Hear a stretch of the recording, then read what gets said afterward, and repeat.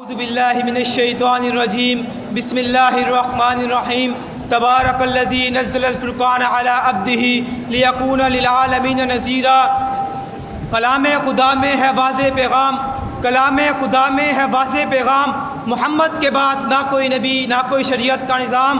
معزز استاذ کرام، منصفین نظام، گلستان محمدیہ کے چمکتے دمکتے ستاروں، آج مجھے جس موضوع سخن پر لب کشائی کرنے کا موقع ملا ہے وہ ہے ختم نبوت اور مسئلہ قادیانیت۔ حضرات ذیوقار حضرت بشیر و نذیر ہاشمی علیہ السلام کی بعثت سے بیشتر عرب میں دستور تھا کہ لوگ غیب کی خبریں اور مستقبلی حالات معلوم کرنے کے لیے کاہنوں کی طرف رجوع کرتے تھے، اور خصوصیات کا ذات اور معاملہ بھی انہی کی مرضی اور ثواب دید پر موقوف رہتا تھا۔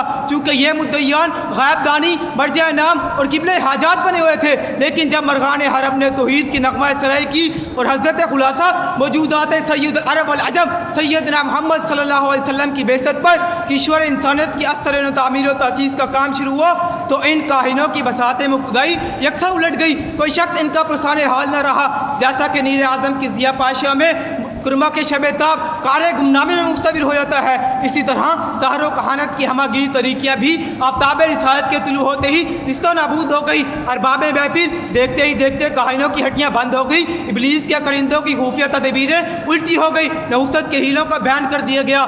پھر ہوا کچھ یوں کہ ابلیس نے ایک نئے فکری وار سے انسانیت کو تاریخی دور میں دھکیلنے کے لیے انگڑائی لی کہ سید الرسل کے آفتاب رسالت کو جھوٹے نبیوں کے بھوکوں سے بجھا دیا جائے، لیکن بھوکوں سے یہ چراغ بجھایا نہ جائے گا۔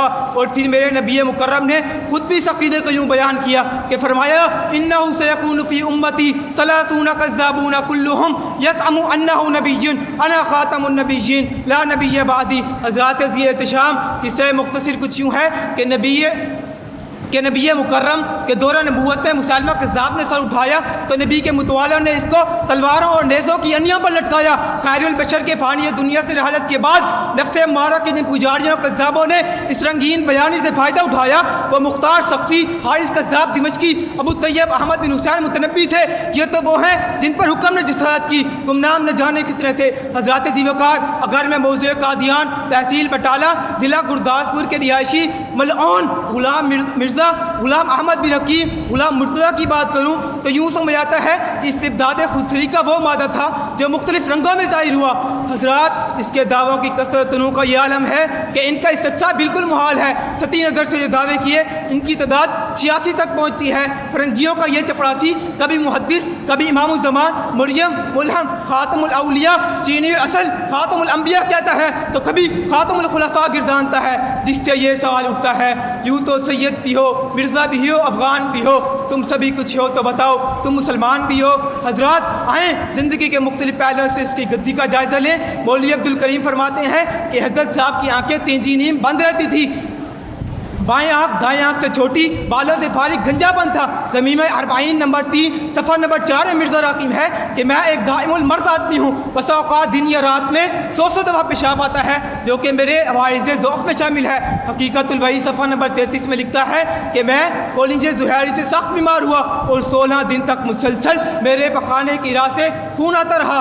حضرات، اسلامی تعلیمات میں فوج گوئی دشنام ترازی اخلاق رذیلہ میں سے ہے اور مومن کو تو اس سے مجتنب رہنے کا حکم ہے، جبکہ قادیان کی مٹی سے نکلا یہ غلیظ مرزا اخلاقی طور پر فحش کلامی کا گٹر تھا، صحابہ اور اہل بیت کی گستاخی کرتا ہے اور کبھی حضرت عیسیٰ علیہ السلام کے متعلق زبان درازی کرتے ہوئے کہتا ہے کہ ان کی عقل موٹی تھی اور وہ نامرد تھے۔ اس قدر توہین امیز جملے اس کے اخلاق رذیلہ کی عکاسی کرتے ہیں، جبکہ بشیر اکبر ہادی اعظم کے متعلق اللہ تعالیٰ نے خود گواہی دیتے فرمایا انک لعلی خلق عظیم۔ حضرات ذی احتشام الصادق المصدوق نبی رحمت محمد عربی صلی اللہ علیہ وسلم نے جتنی پیشن گوئیاں ہیں سب کی سب مکمل ہوئی، جو کہ حضرت اقدس کے سچا ہونے پر بطور مہر ہے۔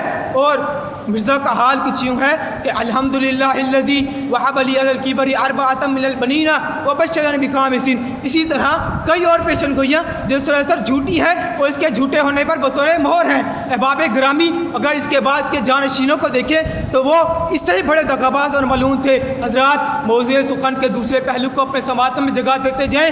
ختم نبوت پر چند اہم دلائل آپ کے سامنے گوش گزار کرتا ہوں کہ فرمایا ما کان محمد ابا آدم من رجالکم ولکن رسول اللہ و خاتم النبیین، اور کبھی دین کے تکمیل کے متعلق فرمایا الیوم اکملت لکم دینکم واتممت علیکم نعمتی ورضیت لکم الاسلام دینا، اور کبھی یوں فرمایا ارسلت الی الخلق کافہ وختم النبیون۔ اور میں اپنی تقریر کا اختتام اس شعر پر کرنا چاہوں گا، تاریخ اگر ڈھونڈے گی ثانی محمد، تاریخ اگر ڈھونڈے گی ثانی محمد، ثانی تو بڑی چیز ہے، سایہ تک نہیں ملے گا۔ ھذا ما عندی وما لی